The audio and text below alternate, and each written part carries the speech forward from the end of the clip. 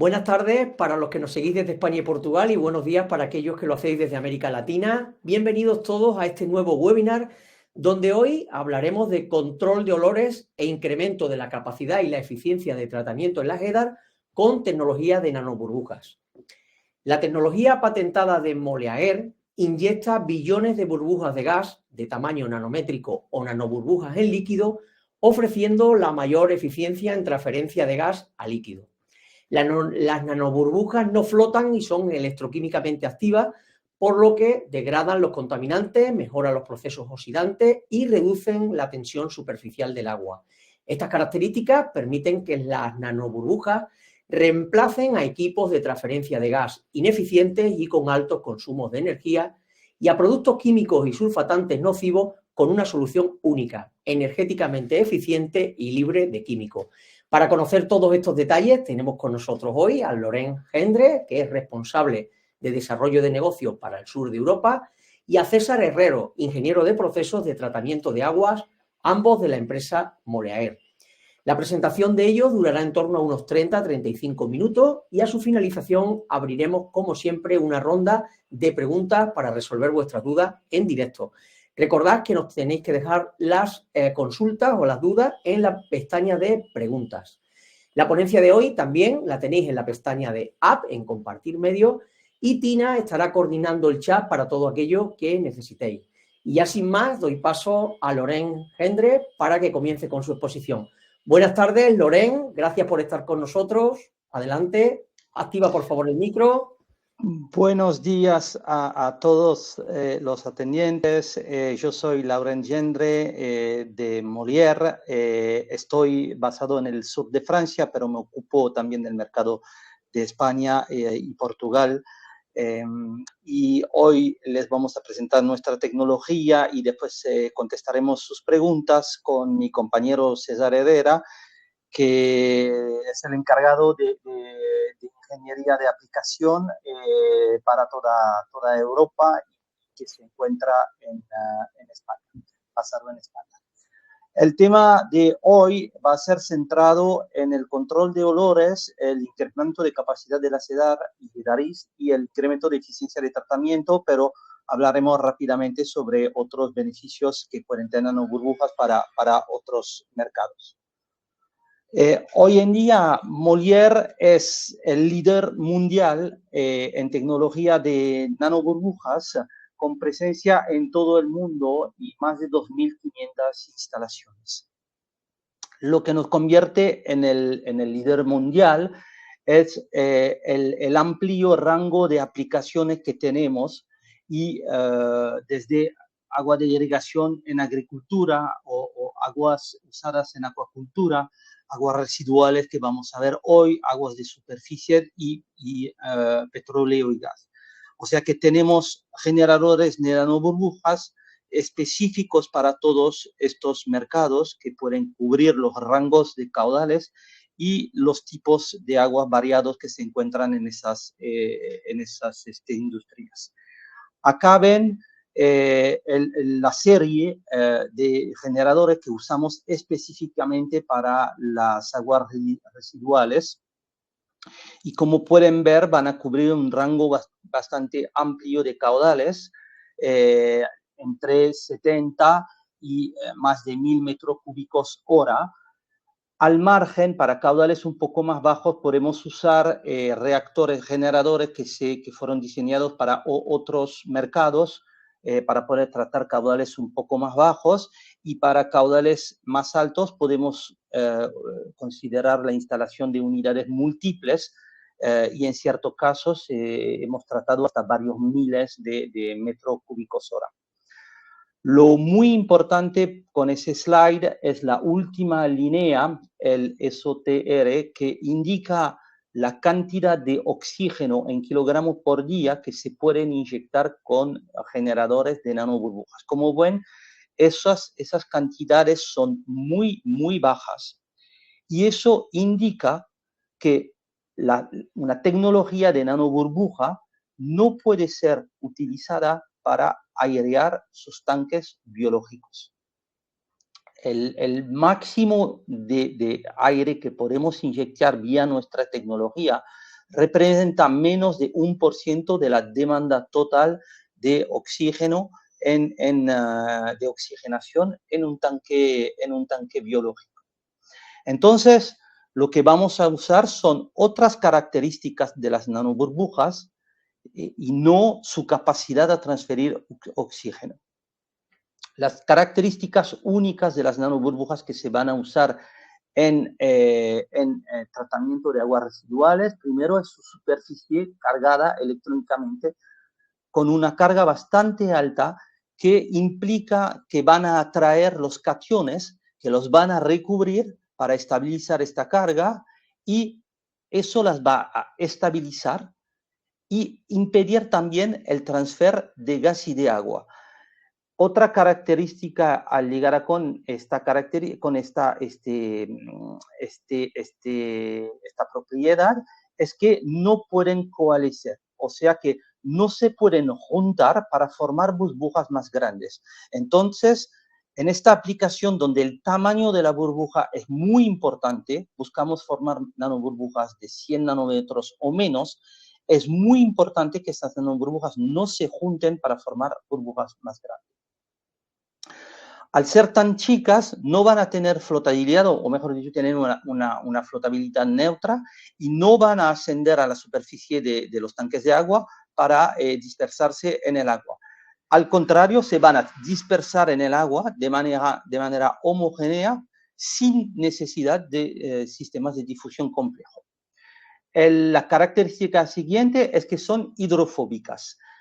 Al ser hidrofóbicas con fuerzas de Van der Waals muy grandes, van a atraer todos los otros compuestos hidrofóbicos que son presentes en sus aguas, como los tensioactivos y las grasas.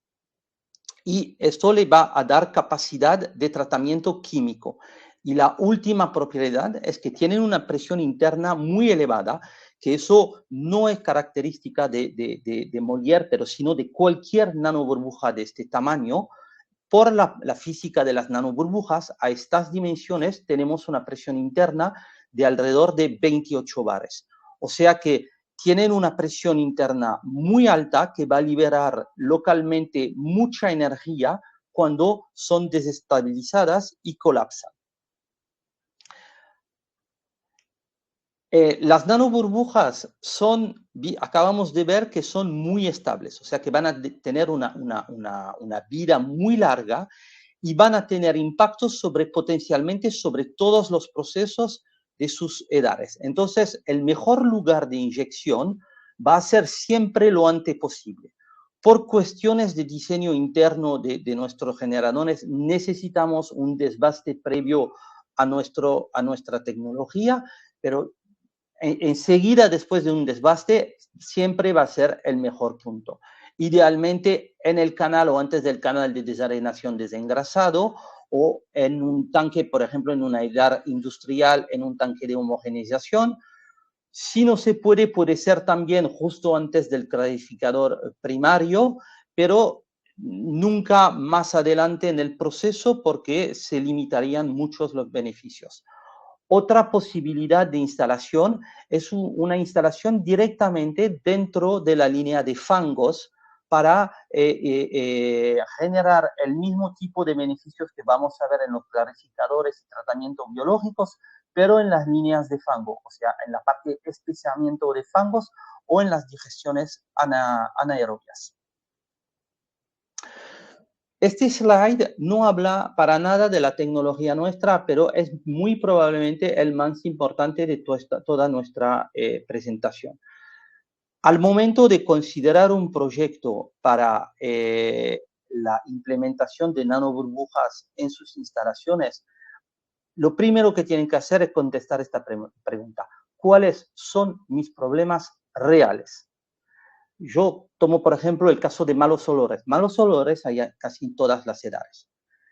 La cuestión de los malos olores es si son una molestia para los vecinos, que implican quejas, por ejemplo, o si son un riesgo por la concentración en sulfídrico para los trabajadores o que generan una molestia demasiado grande para los trabajadores. Si no experimentan esto, malos olores no son un problema real.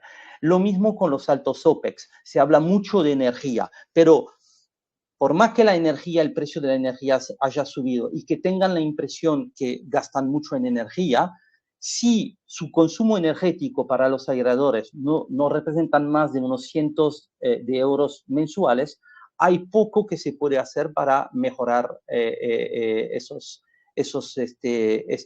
punto. La calidad final del efluente. Si tienen una calidad final que es conforme con lo que necesitan, obviamente siempre se puede mejorar, pero no es un problema, no es un problema real. Lo que yo les propongo es que hasta el final de la presentación vayan pensando en lo que son sus problemas actuales y nos manden vía el chat lo que piensan de esto y cuáles podrían ser los problemas que les interesaría que sean resueltos en sus edades. Y al final de la presentación contestaremos a las preguntas más recurrentes. Y en todo caso, si no tenemos tiempo de contestar a todo el mundo, mandaremos respuestas después en los próximos días.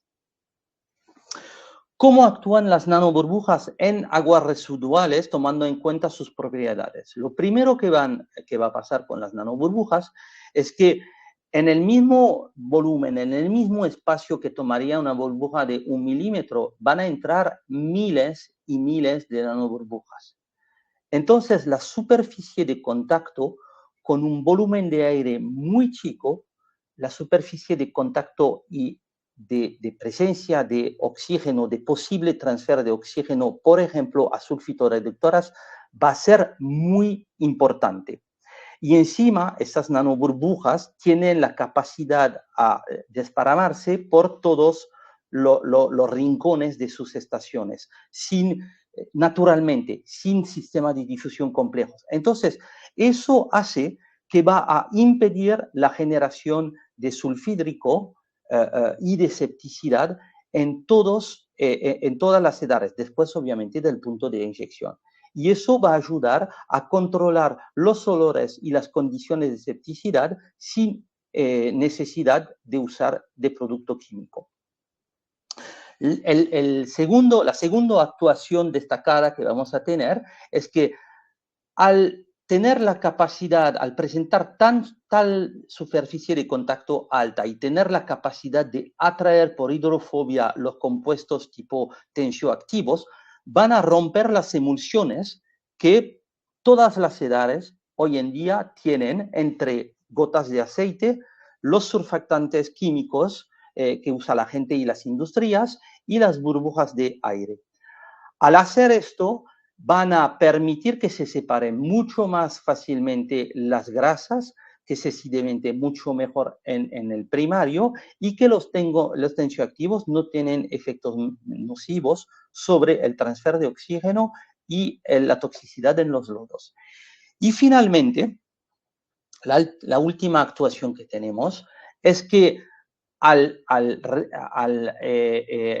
explotar, al colapsar, las nanoburbujas van a liberar mucha energía, la energía de su presión interna, y todos esos compuestos que fueron atraídos previamente van a quedar fraccionados y les va a cambiar las propiedades. O sea que las propiedades, por ejemplo, de toxicidad en los lodos, en los tensioactivos, va a desaparecer.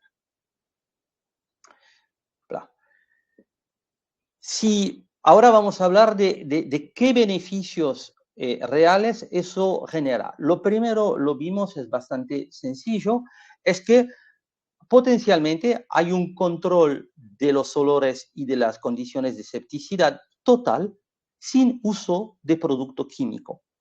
La instalación que ven en el medio, que está en Dinamarca, en Stavenholt, es un caso típico.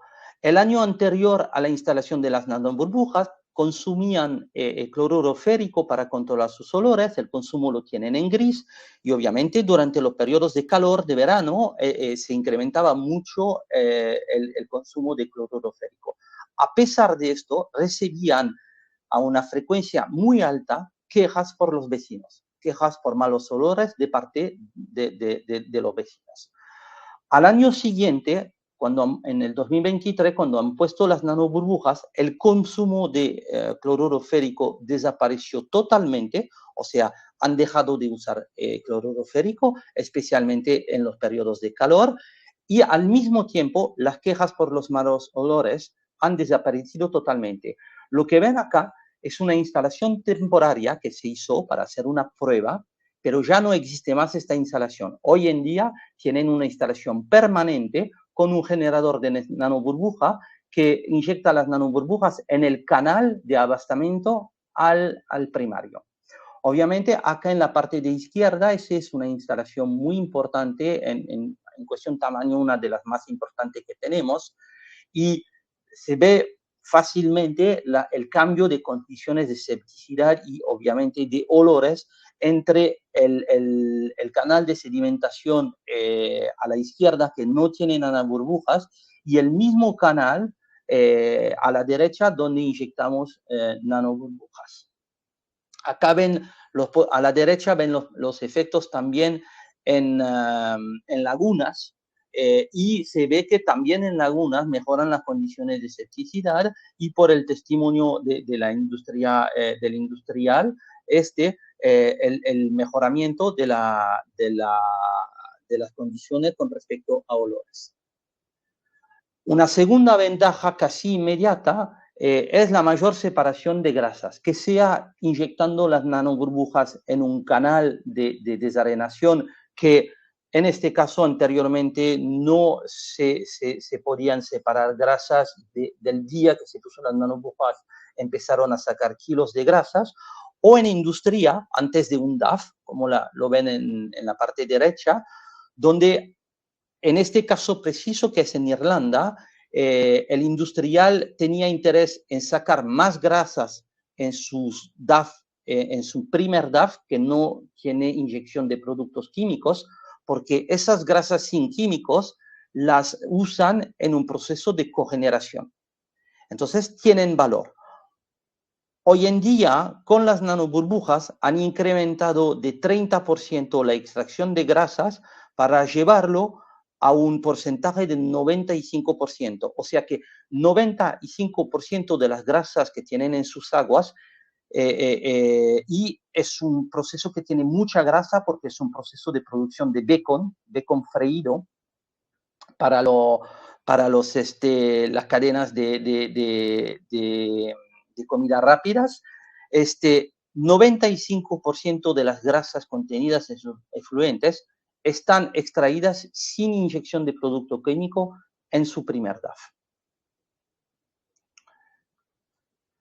Los beneficios siguientes van a estar más relacionados con la capacidad a romper los tensioactivos. Los tensioactivos son los productos que se encuentran en los detergentes, en los desinfectantes, y que tienen obviamente una toxicidad y un impacto importante sobre el funcionamiento de las ciudades. Son muy complicados de medir y es muy raro que tengamos esta oportunidad de verificar el impacto directo de las nanoburbujas. Esta es la única instalación de todas las que tenemos en todo el mundo, es la única instalación donde se pudo medir. Y lo que se midió es que de todas las clases de tensioactivos que sean cuaternarios de amonio, compuestos de cuaternarios de amonio, tensioactivos no iónicos, aniónicos, se superó del 50% la reducción de esos contaminantes.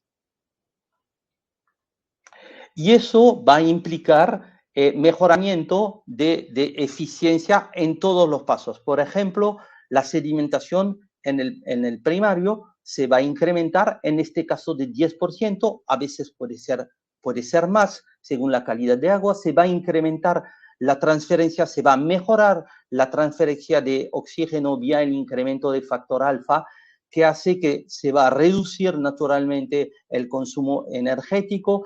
Ese caso es un caso un poco extremo, es la mayor reducción que se observó, que llegó a 40%. Algunas veces, cuando hay menos tensioactivos, puede ser menos importante, pero siempre vemos una reducción significativa de consumo en aireación. Y lo que se ve mejorado sistemáticamente también es la calidad del efluente final. Todos los parámetros, que sea el nitrógeno total, el amonio, las concentraciones en COD, BOD o fósforo, todos los parámetros del efluente final se ven mejorados.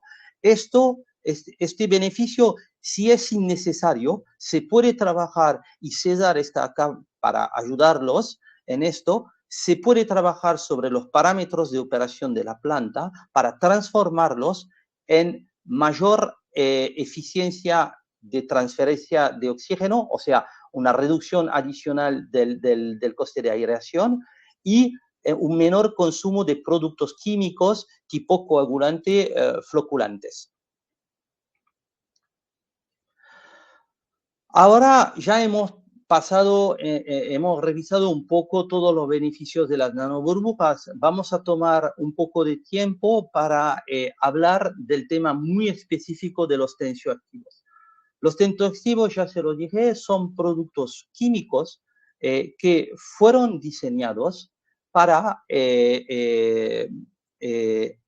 captar grasas, desinfectar, limpiar superficies que sean las manos, por ejemplo, cuando se usa un jabón, o una superficie de una herramienta productiva en la industria.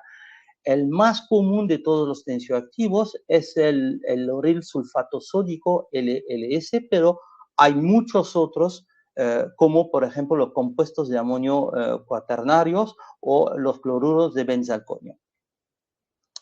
¿Cómo están formados? Todos van a tener una cabeza hidrofílica, o sea que se va a disolver en el agua, y una cola hidrofóbica que va a captar todos los elementos hidrofóbicos, por ejemplo, las gotas de grasa. Entonces, esta cola va a penetrar la gota de grasa y la cabeza va a mantener la grasa en solución, formando emulsiones estables, como lo vemos, lo vemos acá. Y es su razón de ser. Para eso las usamos. Es esta característica que hace que cuando se lavan las manos, la mano quedan libres de aceite. Lo mismo para las superficies en las industrias. Obviamente, su impacto en una edad va a variar en función de su concentración. En casos de concentraciones extremas, como una de las fotos que les mostramos, se pueden formar hasta coágulos de grasa y lodos superficiales muy importantes. Obviamente, llegando a este nivel, la transferencia de oxígeno por el aire está nula, no hay más transferencia, y en todo caso va a implicar muchas inhibiciones en movimiento, en sedimentación de sólidos en suspensión y en transfer de oxígeno. Cuando no hay tensioactivos en un agua, lo que sí se va a encontrar siempre son grasas que en este caso van a estar libres de flotar y que si no las remueven, por ejemplo, en un canal de desengrasación, afectarían el transfer de oxígeno desde la superficie. El caso más común, obviamente, es tener un nivel de tensioactivos no tan crítico, pero que va a mantener emulsiones estables de tensioactivo y grasas dentro del agua, que va a impactar significativamente la separación de grasas en el pretratamiento, la sedimentación de sólidos en el primario, la transferencia de oxígeno desde la superficie, pero también la transferencia de oxígeno por aireación en los sopladores o en las parrillas.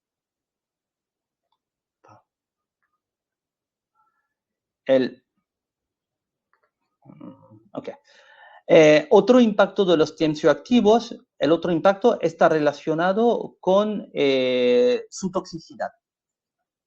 Eso es únicamente un ejemplo, 1,5 miligramos de cloruro de benzalconio, que no es mucho, inhibiría totalmente la capacidad de nitrificación de lodos no aclimatados. Otro caso que pudiéramos haber puesto es que alrededor de 10-15 miligramos por litro de LLS reduce de 50% la capacidad de transferencia de oxígeno desde cualquier sistema de aireación. Esos tensioactivos, además de ser tóxicos, tienen una biodegradabilidad o inexistente o muy larga. Generalmente anda alrededor de 45 días. Entonces, ¿qué pasa? Es que sus lodos no los van a digerir, sino que se van a acumular dentro de sus lodos y de a poco la toxicidad sube. Y obviamente, se van a acumular en los lodos, no los van a encontrar en el residuo final o van a encontrar muy pocas cantidades en el efluente final, pero cuando tienen un digestor y que mandan sus lodos al digestor, los van a mandar con un nivel de toxicidad bastante alta que va a inhibir los procesos de metanización. Entonces, una pregunta que comúnmente recibimos es ¿cómo los podemos medir? ¿Cómo podemos ver si tenemos problemas con este producto? Es muy complicado. Medir tensioactivos en un agua que tiene grasa y aceites es complicado porque la presencia de un compuesto influye sobre la medición del otro. Entonces, de la misma manera, es muy complicado medir la presencia de grasas y aceites cuando hay tensioactivo en el agua. Y de todo modo es una medición que es muy cara y que pocas veces es relevante o es factible económicamente hacer. Entonces, ¿cómo van a tener que asesorar la presencia de tensioactivos? Es por sus efectos. Si tienen un consumo de energía que es muy alto, si tienen problemas de oxígeno disuelto que no es estable, si tienen una DBO que no es estable, si tienen una demanda química de oxígeno también estable, o si ven la presencia de aceites y grasas, todo esto obviamente implicando malos olores, espumas, escorias, alto consumo de energía, etcétera, etcétera. Si conocen esto, es porque tienen tensioactivos. Hoy en día, sin nanoburbujas, ¿cuáles son las posibilidades que tienen para mitigar los efectos de los tensioactivos? Son bastante limitados. Pueden aumentar la concentración en oxígeno disuelto, pero los surfactantes no son biodegradables aeróbicamente, se van a quedar en sus lodos y eventualmente aumentar el oxígeno disuelto puede causar arrastre de oxígeno disuelto en las zonas anóxicas, limitando, por ejemplo, la nitrificación o los procesos de metanización. Y obviamente eso aumenta el coste energético de aireación. Otra posibilidad que tienen es usar secuestrantes químicos. En municipalidad es extremadamente raro que se use esto porque son bastante tóxicos, o sea que su uso es limitado y son bastante caros. Entonces, en ciertas industrias se puede justificar cuando se considera el impacto negativo del agua final, del efluente final, si no lo usan, pero tiene un coste bastante alto y puede necesitar autorización para un relargue. El último factor donde pueden jugar es el aumento de tiempo de retención de lodos, pero eso aumenta la biomasa, que va a, obviamente, aumentar el coste de aireación y también aumentar la biomasa reduce la capacidad de tratamiento y implica ineficiencias porque sus lodos van a ser más viejos y menos eficientes. O sea que básicamente todas esas medidas son parches que todos ustedes están acostumbrados a usar, pero que si se toma un poco de atraso y se consideran, realmente son parches que tienen poca ineficiencia. Las nanoburbujas, ¿cómo le van a permitir tratar esos compuestos evitando el uso de esos parches? es justamente por lo que ya vimos, o sea, su capacidad a romper las emulsiones, o sea, sacar los tensioactivos de las gotas de aire y de las gotas de grasa, captarlos por su alta fuerza hidrofóbica y su alta superficie de contacto, y una vez que se desestabilizan, fraccionarlos para quitarles su toxicidad.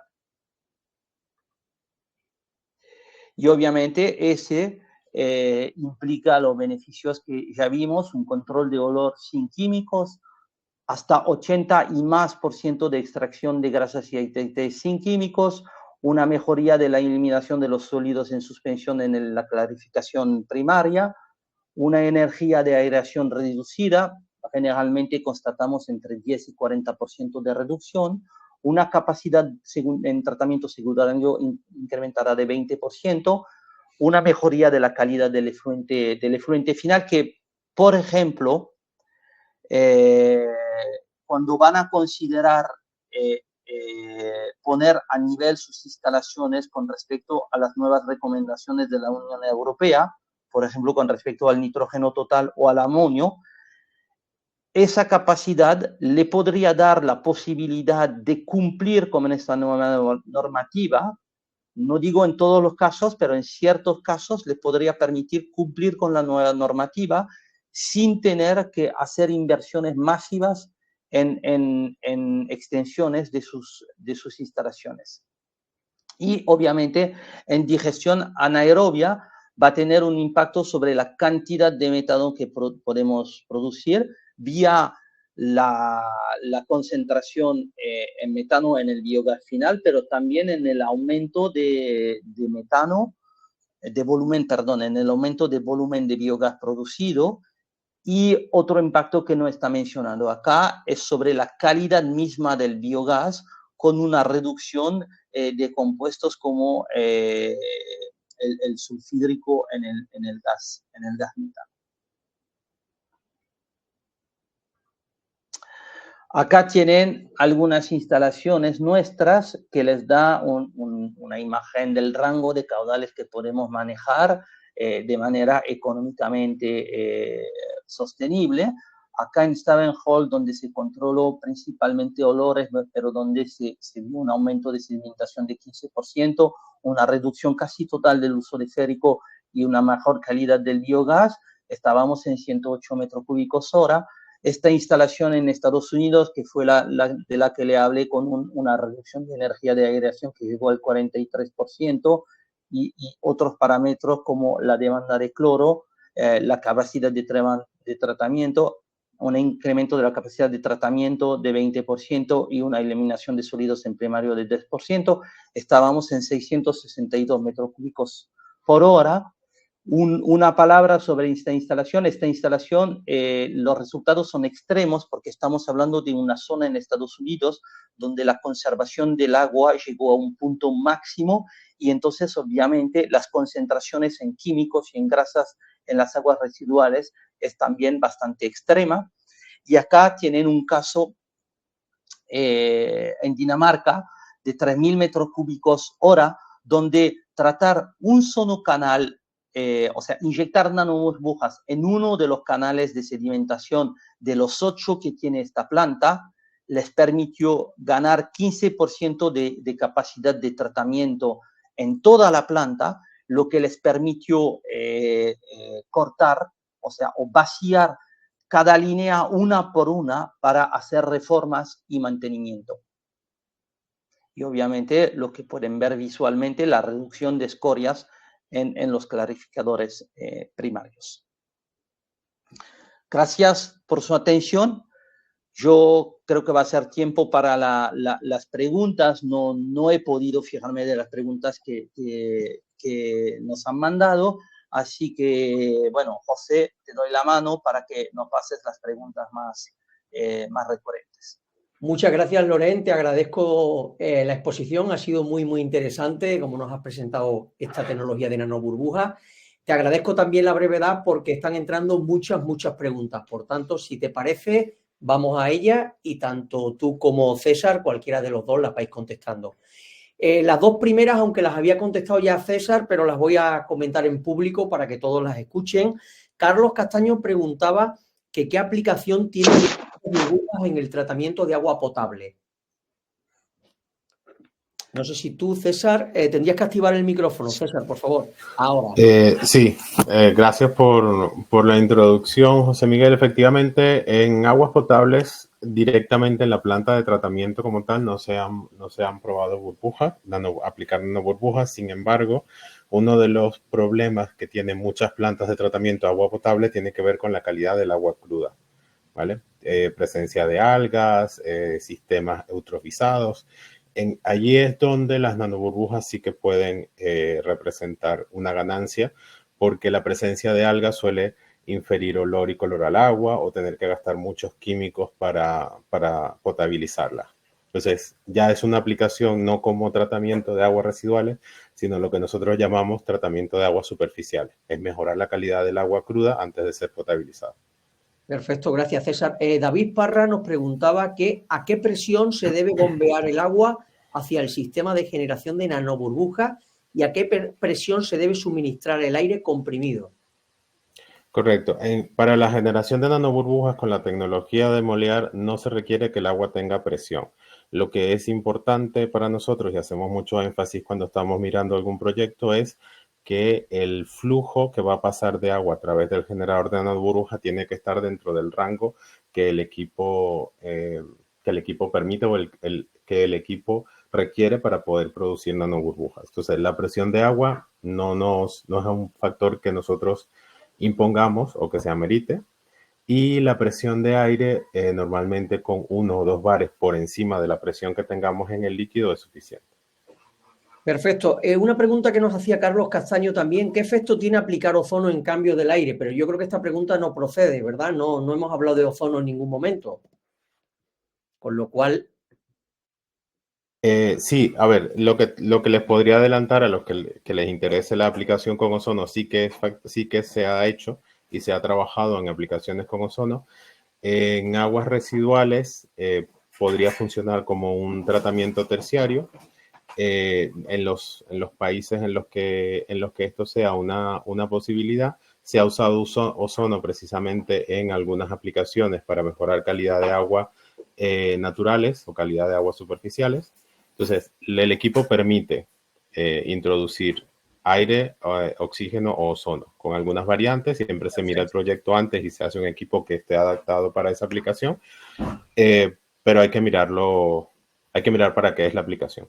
Estupendo. Pero sí es posible. Esta pregunta creo que es para Loren, que lo comentó antes. ¿Por qué no se usa la tecnología para transferir oxígeno? Nos pregunta Antonio Alejandro. Loren. Es que se puede usar para transferir oxígeno en otro tipo de agua. Por ejemplo, en agricultura vamos a configurar los parámetros de operación de los generadores para que formen nanoburbujas un poco más grandes. Y entre el tamaño de esas nanoburbujas un poco más grandes y la menor presencia de cationes, de contaminantes en el agua, esas van a transferir mucho oxígeno. En agua residual, de todo modo, hoy en día la tecnología no es capaz de dar la cantidad necesaria de oxígeno. Necesitaríamos reactores enormes que costarían fortunas para poder dar esto. Yo no creo que tengamos una sola instalación que inyecte más de 1%. Yo creo que es mucho menos que 1% lo que inyectamos de la necesidad de aireación. Okay. Entonces, los costes serían demasiado altos y hay que considerar otra cosa, es que para generar los efectos químicos y físicos que les expliqué, se necesitan nanoburbujas más chicas que muy rápidamente se encapan con cationes y que de todo modo no pueden transferir oxígeno. Perfecto, Lauren. Nos pregunta Jorge Luis Alcíbar, para uno de los dos, ¿para la aplicación de nanoburbujas existe una relación entre caudal a tratar y kilovatio hora para tener una idea del costo de la operación en mi zona? Nos pregunta Jorge Luis. La generación en sí de nanoburbujas no necesita energía. O sea, el generador no tiene alimentación eléctrica que va a servir para la producción de nanoburbujas. Lo único que necesitamos es agua en movimiento.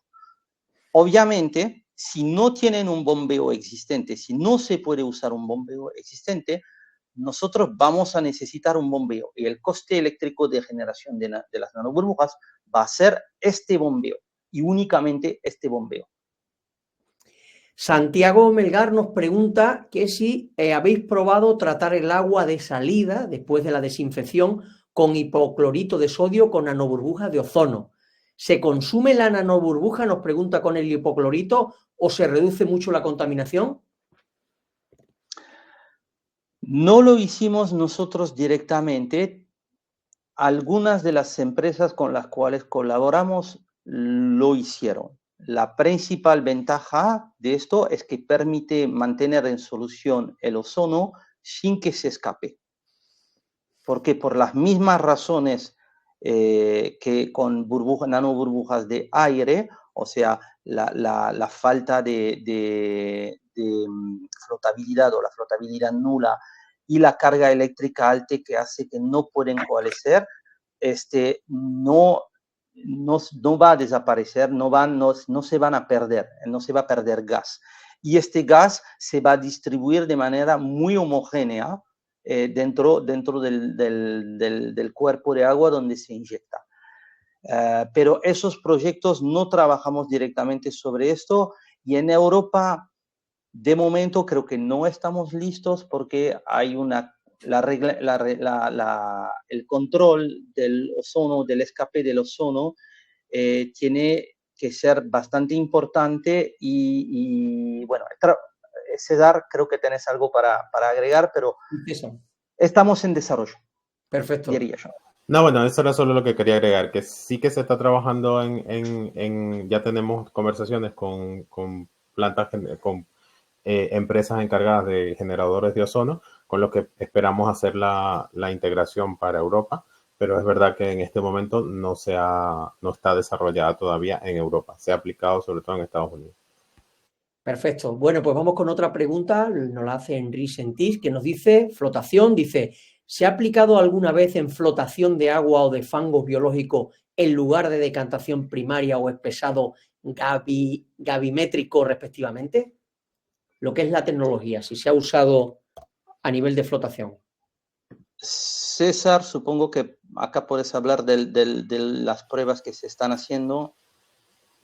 Sí, a ver, en líneas generales, nosotros sí que se ha aplicado antes de flotación. Básicamente, lo que se ve es una mejoría también en la flotación. Una de las cosas que tienen que considerar es que al romper las emulsiones, que es el efecto que tiene la nanoburbuja, y además tiene cierto efecto sobre la tensión superficial del agua, permite que lo que nosotros queramos y lo que tenga la naturaleza a flotar flote más fácil porque tiene menos interferencia para ascender, y lo que quiere sedimentar pues sedimenta más fácil porque tiene menos interferencia para bajar. Claro. Se ha aplicado en varias oportunidades delante de flotadores y ha funcionado. Hay un desarrollo aparte que es una aplicación un poco distinta sobre los flotadores, que todavía no se ha comercializado porque se está haciendo digamos, la parte de ingeniería, de diseñarlo correctamente, pero se quiere usar la tecnología de Molière para generar el agua blanca o la lechada, según como se llama en cada país, que es la que permite flotar, ¿cierto? Esa está en desarrollo y la ventaja que traería sería un ahorro energético importante porque normalmente la generación de agua blanca para los flotadores o para los DAF requiere muchísima energía. Este lograría el mismo efecto o mejor con un consumo energético mucho más bajo, pero está en desarrollo también.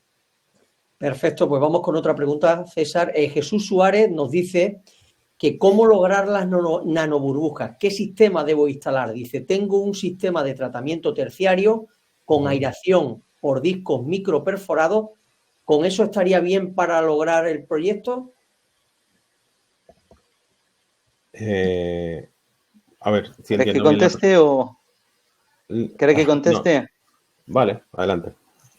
Bueno, La generación de nanoburbujas en realidad es totalmente independiente del sistema de aireación y no se va a combinar al sistema de aireación. Es un tratamiento anterior que va a permitir optimizar cualquier sistema de aireación, incluso una agitación de superficie. Todo sistema de aireación que venga después se va a ver, su eficiencia se va a ver incrementada. Y mejorada. Por la desemulsión y por la fraccionación, el fraccionamiento de los tensioactivos. Perfecto, pues aclarado queda. Pero algo importante en esta pregunta es que probablemente están considerando hacerlo en el mismo tanque y eso sería un error. Cada vez que lo hicimos no funciona porque necesitamos algo de tiempo de contacto para que se pueda producir la desemulsión. Claro, tiempo de retención, ¿no? Carlos Alberto nos dice que si se ha experimentado la eficacia en el tratamiento de aguas crudas superficiales con crecimiento de algas. Sí, que era un poco lo que comentaba antes. Efectivamente, tenemos una línea Loran y yo trabajamos sobre todo en la línea de tratamiento de aguas residuales domésticas e industriales, pero tenemos una línea de negocio o toda una línea de negocio y toda una estructura encargada de tratamiento de aguas superficiales, tanto con nanoburbujas de aire, de aire, de oxígeno o de ozono, dependiendo de los cálculos que se requieran y lo mal que esté la fuente de agua, ¿no? Voy rápido porque hay muchas preguntas, siguen entrando muchas preguntas. Santiago Melgar nos dice que al inyectar nanoburbujas en grasas es con o sin recirculación del agua. Básicamente lo que nosotros hacemos es en un agua que tiene un alto contenido de grasa o que tiene contenido de grasa y nos interesa separarlo, creo que es por ahí va la pregunta y era lo que hablaba Loran de los casos de éxito. Romper esa desemulsión hace que la grasa se separe mejor, pero tomamos la misma agua, la pasamos por el generador de nanoburbujas, la devolvemos y ya aplicamos la tecnología que venga después, sea una trampa de grasa o un DAF. Perfecto. Jorge Luis Zalcíbar nos agregaría una sola cosa a la pregunta anterior, es que la circulación que mencionó César, su objetivo es únicamente inyectar nanoburbujas en el cuerpo de aire. No es necesaria esta circulación para incrementar la flotación. No es la circulación en sí que mejora la flotación. Es únicamente la introducción de nanoburbujas. Ok, gracias por la aclaración, Lauren. Jorge Luis Alcíbar nos pregunta que si tenéis experiencias de tratamiento de grasas en el procesamiento de aguas residuales en industrias lácteas. Vale, no específicamente el tratamiento de grasa, digamos que el tratamiento de grasa lo hemos hecho en un par de industrias, no específicamente en la láctea. Sí que hemos instalado en industria láctea exactamente en un efluente de una quesería que tenía muchísimos problemas en su tratamiento del efluente, se instaló antes y vieron muchísimos beneficios. Lo interesante además es que es un tratamiento anaerobio, se mejoró el reactor anaerobio y producieron más biogás y redujeron un montón costos de transportar efluentes fuera de la planta porque no eran capaces de tratarlos en el sistema como estaba inhibido por la cantidad de surfactantes y que se requieren en la limpieza. Perfecto, César. María Pignatelli nos pregunta que si hay efecto entre el colapso de las nanoburbujas y el deterioro de la obra civil del depósito. Imagino que la pregunta viene por la nanoburbujas. Hay unas tecnologías que usan la cavitación para la formación de las nanoburbujas y efectivamente cuando las burbujas de cavitación explotan pueden generar el deterioro. La nanoburbuja que genera la tecnología de Molière no se basa en cavitación. Entonces no tenemos registrado que genere ningún efecto. Sí. Enrique Sentín nos dice que cómo se inyectarían las nanoburbujas en un desarenador desengrasador convencional provisto de difusores de burbuja gruesa con soplante y que se quisiera mejorar. Es decir, ellos querrían mejorar un desengrasador desarenador convencional, ¿cómo lo podrían hacer con vuestra tecnología, con esta tecnología? Lo más sencillo sería colocar una bomba que tomase agua de algún canal abierto antes o después y hiciéramos una recirculación, asegurándonos que el agua que se ha cargado de nanoburbujas se introduzca en la entrada del desarenador desengrasador, y la idea sería desemulsionar las grasas para que recuperes más grasas en el decantador, en ese desarenador desengrasador. Eso obviamente disminuye la carga orgánica y la carga que va a recibir el tratamiento secundario posterior, y podría generar unas arenas más limpias también.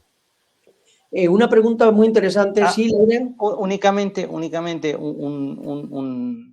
otro impacto también es que puede permitir en ciertos casos reducir la cantidad de canales necesarios y eventualmente la inyección de aire en esos canales.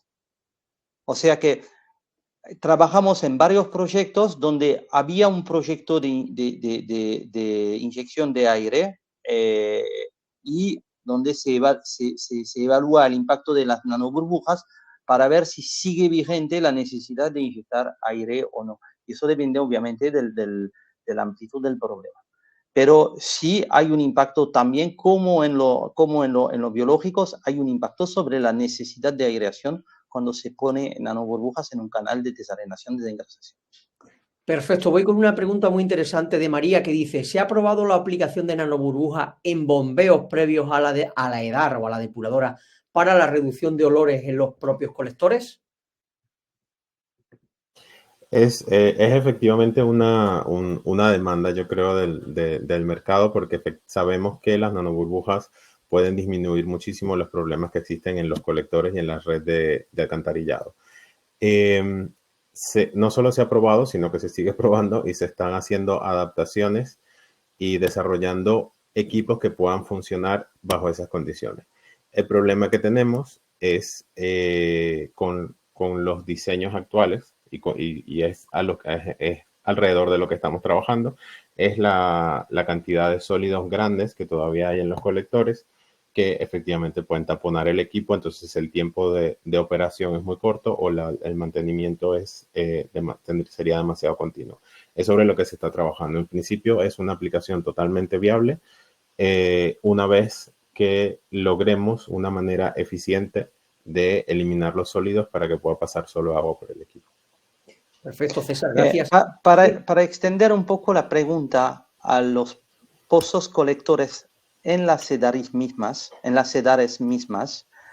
hay una posibilidad que se está contemplando, es usar el retorno de aguas técnicas para poder inyectar una cantidad mínima, pero eventualmente suficiente, de nanoburbujas para poder controlar y únicamente controlar los olores en la entrada de la EDAR, antes del desbaste. Perfecto, gracias. Es una posibilidad. Gracias, Lauren, por la aclaración. Juan Rubio, desde Colombia, nos dice cuál es la concentración máxima de sólidos en suspensión totales que pueden ingresar al equipo MOLE-Air para generar las nanoburbujas. Sí, con respecto a los sólidos, es un poco difícil de definir, ¿no? Yo creo que si son sólidos orgánicos suaves, no tenemos realmente no es para nosotros una preocupación o una limitante. Nosotros trabajamos con aguas, en industria, por ejemplo, trabajamos con las aguas crudas, tal cual entran y tienen contenidos de sólidos altos y CO2 o demandas químicas muy altas, y pasan a través del equipo, se generan nanoburbujas y se logran los efectos. El problema está en aguas residuales, sobre todo en aguas residuales domésticas, donde podemos tener fibras como telas, toallitas. Ese tipo de sólidos son los que realmente nosotros buscamos eliminar. Por eso normalmente hablamos de, en una aplicación de tratamiento de aguas residuales domésticas, instalar después del tamiz de fino o del desbaste. Claro. Miguel Ángel Martínez nos dice, entonces la aplicación de esta tecnología se lleva a cabo en los tanques desarenadores, desengrasadores de los pretratamientos de la EDAR, ¿y los beneficios se obtienen en las fases posteriores? Nos pregunta él. Sí, correcto. Con relación a eso, efectivamente, nosotros queremos instalar lo antes posible en el tratamiento, después de desbaste por lo que acabamos de comentar acerca de los sólidos, porque eso nos permite ir sumando beneficios que al final se generan, dependiendo del requerimiento que tenga el cliente, o un tratamiento más eficiente, es decir, bajar la contaminación del efluente, o tener esta misma carga porque ya la tenemos controlada, pero ahorrando costos de químicos o de electricidad.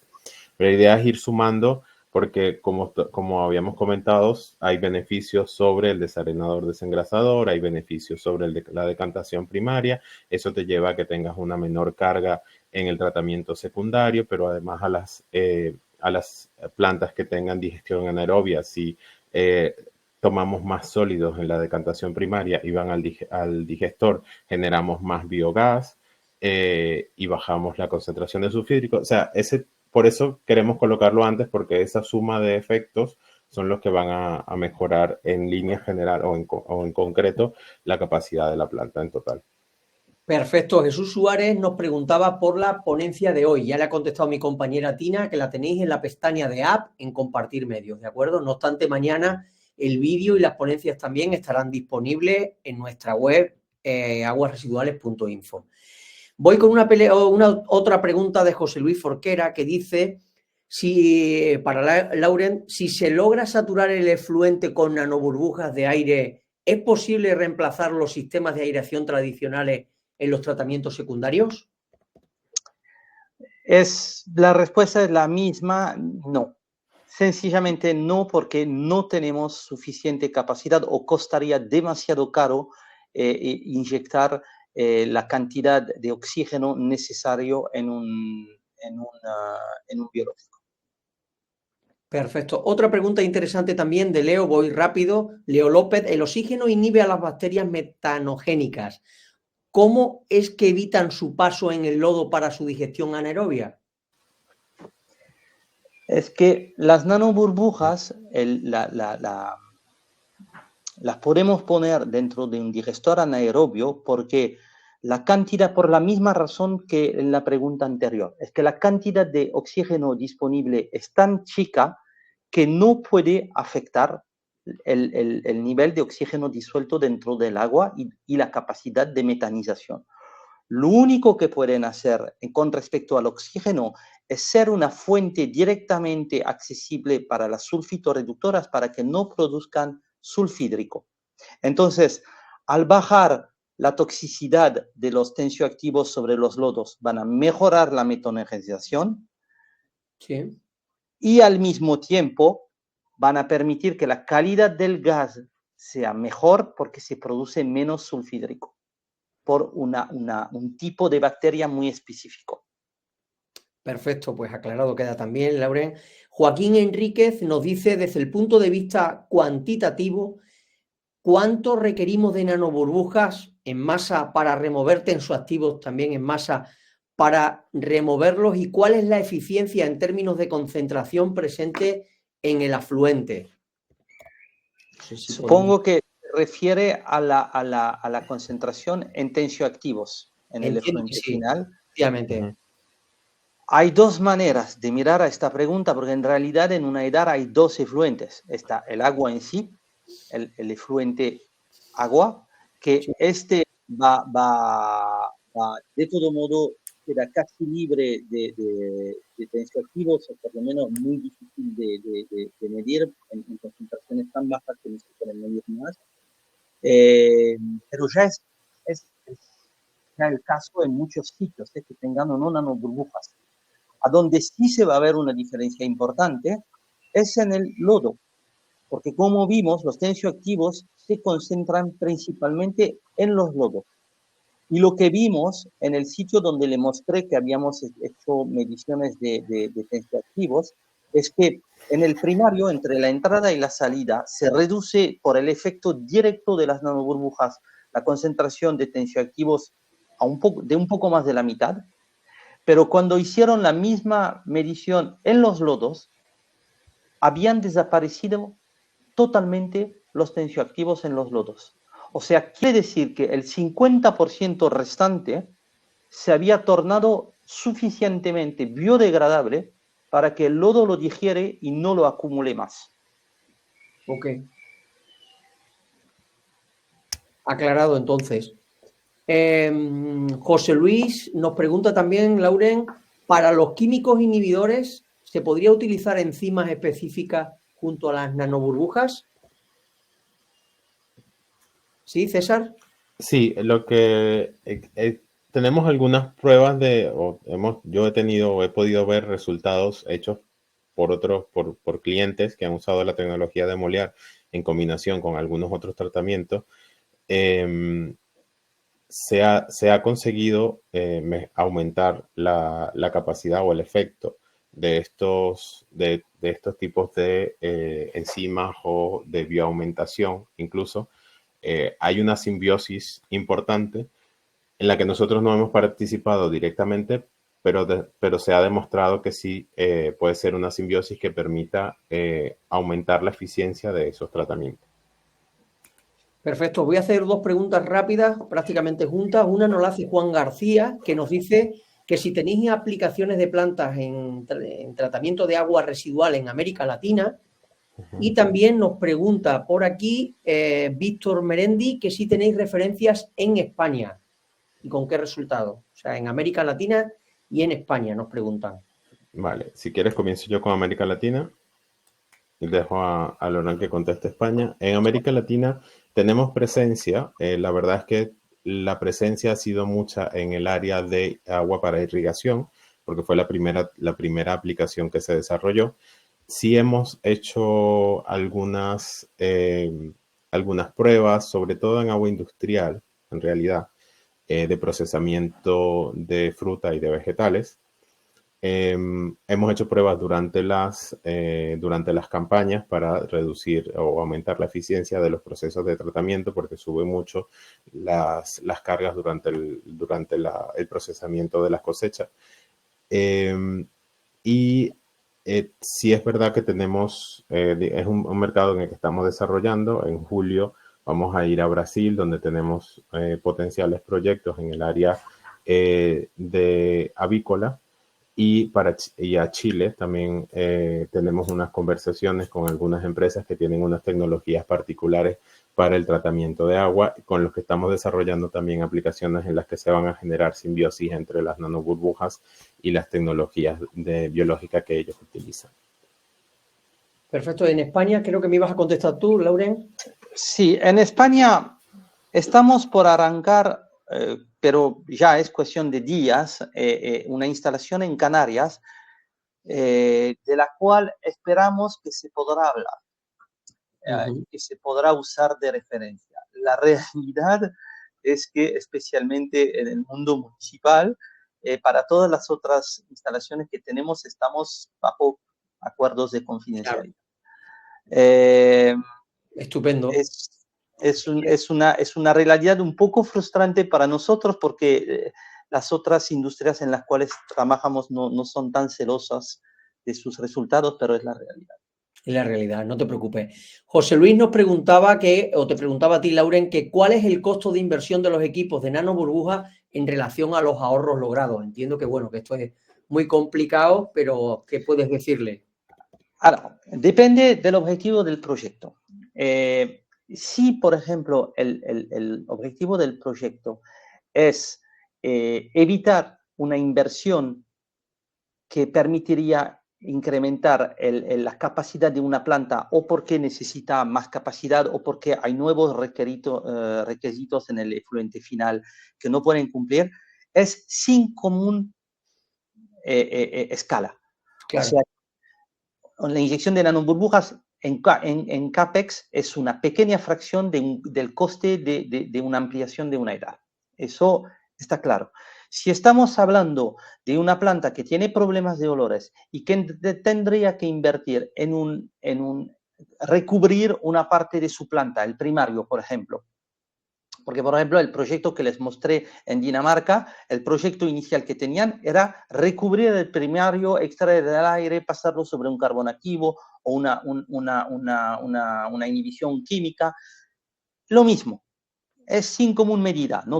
El gap no es tan grande, la diferencia no es tan grande, pero sigue siendo muchísimo más barato la inversión en nanoburbujas y los costes operativos son casi inexistentes. Después, si estamos hablando de proyectos puramente económicos con respecto al CAPEX, va a depender de muchos factores.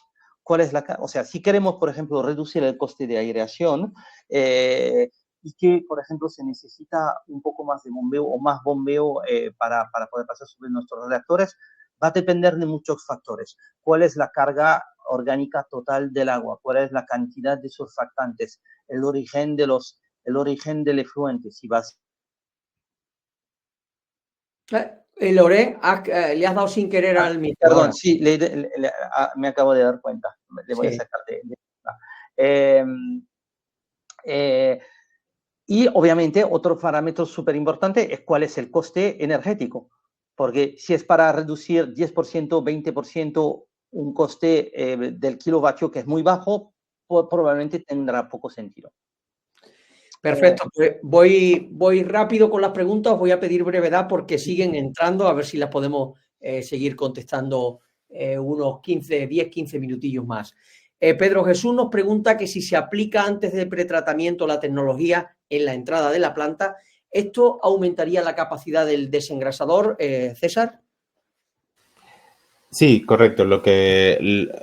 Vamos, que aumenta la eficiencia porque estás logrando una desemulsión. Entonces, muchas de las plantas que nosotros visitamos, ya casi los desengrasadores no se consideran como desarenadores y poca grasa remueven ya, porque yo creo que con el pasar de los años, las concentraciones de tensioactivo hacen que las grasas se queden en el efluente. Nos pregunta también si se puede pasar el efluente crudo a través del generador de nanoburbujas. ¿No hay riesgo de obstrucciones? Lo que conversamos antes, la limitación que tenemos en la aplicación, por ejemplo, de aguas crudas en los sistemas de recolección es sólidos grandes como trapos, toallitas, ese tipo de sólidos. Sólidos orgánicos no son el problema. José Luis nos dice, para insertar nanoburbujas, ¿se tiene que conectar el caudal directo o se puede recircular y los generadores de nanoburbujas no tienen problemas por los residuos del agua residual? Creo que ya habías comentado algo, ¿verdad? Sí, normalmente si se puede, nosotros tratamos de conseguir un punto en el que podamos usar un bombeo existente porque obviamente eso maximiza el beneficio porque no estamos introduciendo un nuevo gasto energético.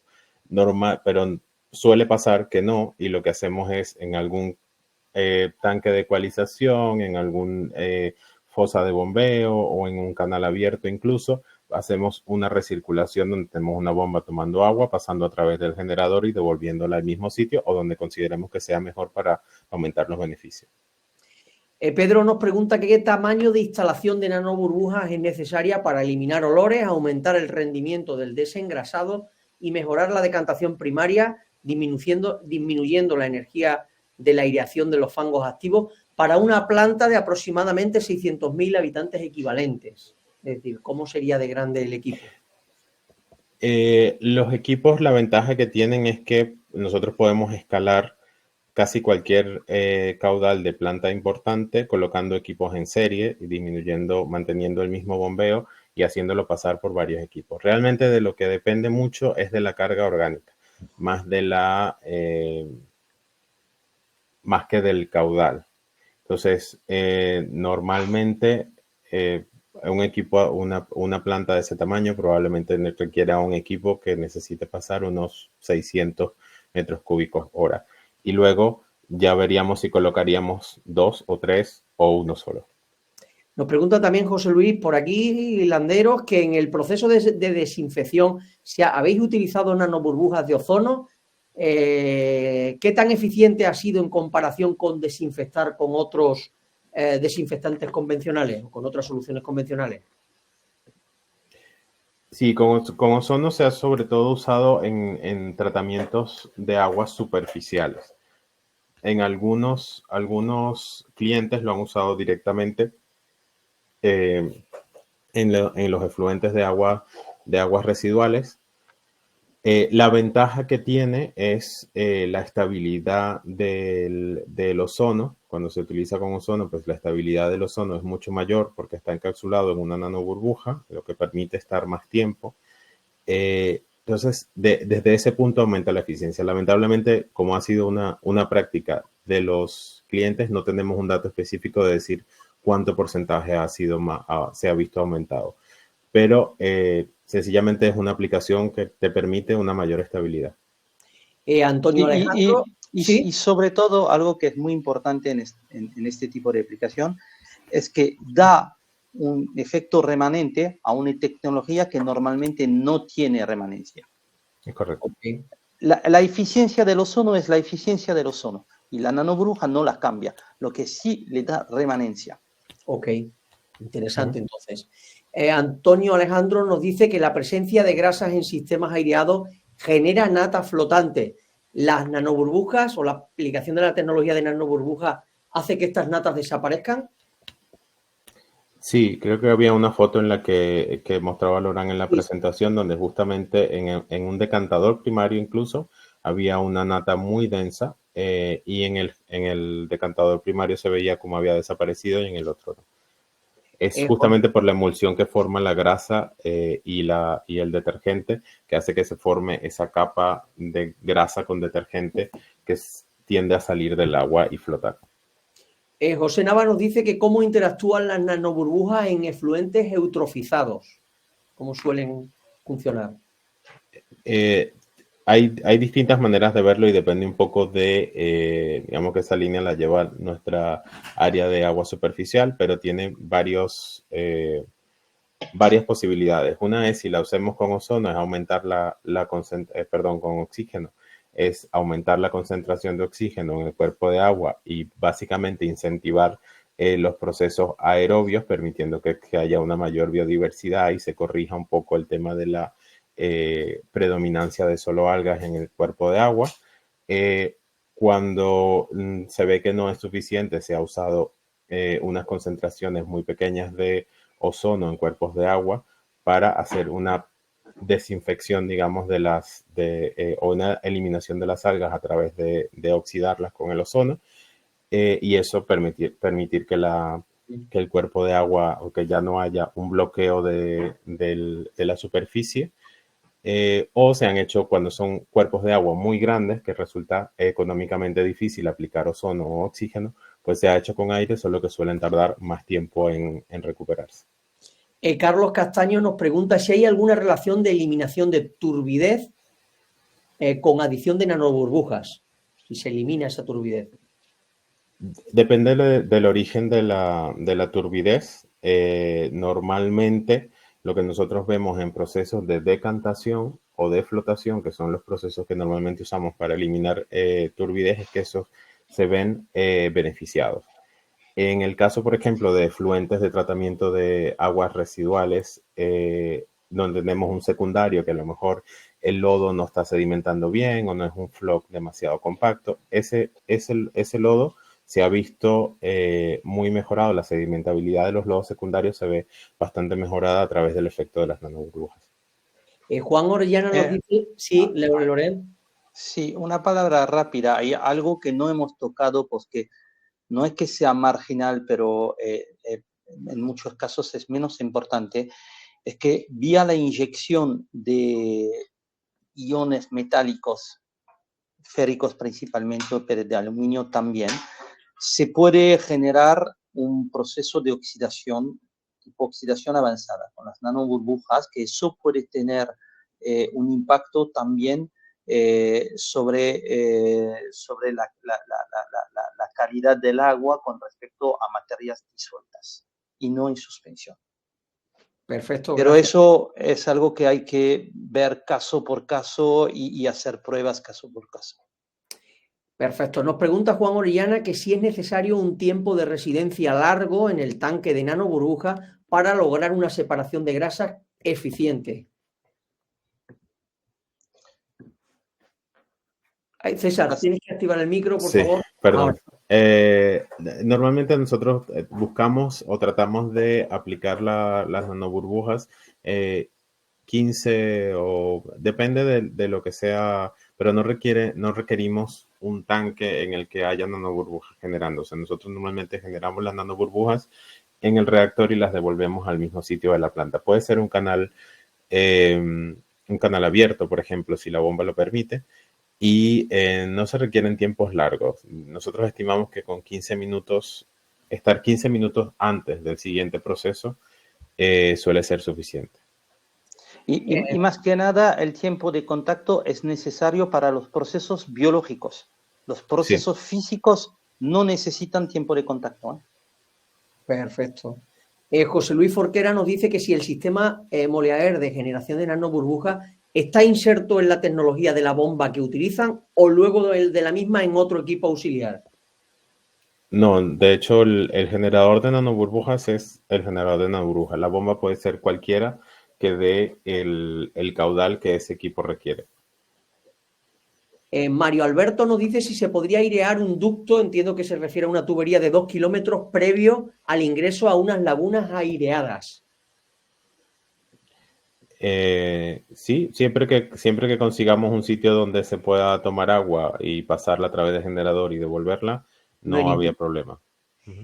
Ángeles Blanco nos dice que estamos investigando para generar nuevos conocimientos sobre la eliminación de contaminantes específicos utilizando nanoburbujas en sistemas DAF, en sistemas de absorción y en tratamiento con ozono.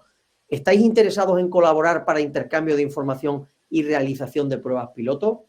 Le voy a pedir a Ángeles que se ponga en contacto con cualquiera de los dos, con Lauren o con César, y así ya podéis intercambiar información, si os parece. ¿De acuerdo? Sí, seguro. Carlos Castaño nos dice si alguna aplicación de nanoburbujas en aguas de la industria petrolera, sobre todo para eliminación de aceite disuelto en agua con concentraciones de 2 ppm. Si tenéis experiencia. La verdad es que nosotros tenemos una línea de negocio que se encarga del mercado de oil and gas. Tenemos aplicaciones se ha aplicado la tecnología, no exactamente para tratar el agua, pero se ha usado para permitir la permeabilidad de lo que se adiciona, porque como comentaba antes, la nanoburbuja mejora la tensión superficial del agua y hace que permee más fácil. Por eso también tiene aplicaciones en riego.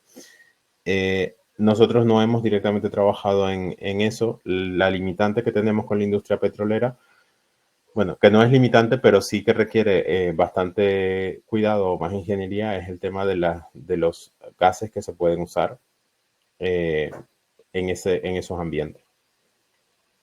Perfecto, César. Voy a seleccionar ya algo importante en esta pregunta es el hecho de que las grasas y estas grasas, esos aceites se están manteniendo en solución.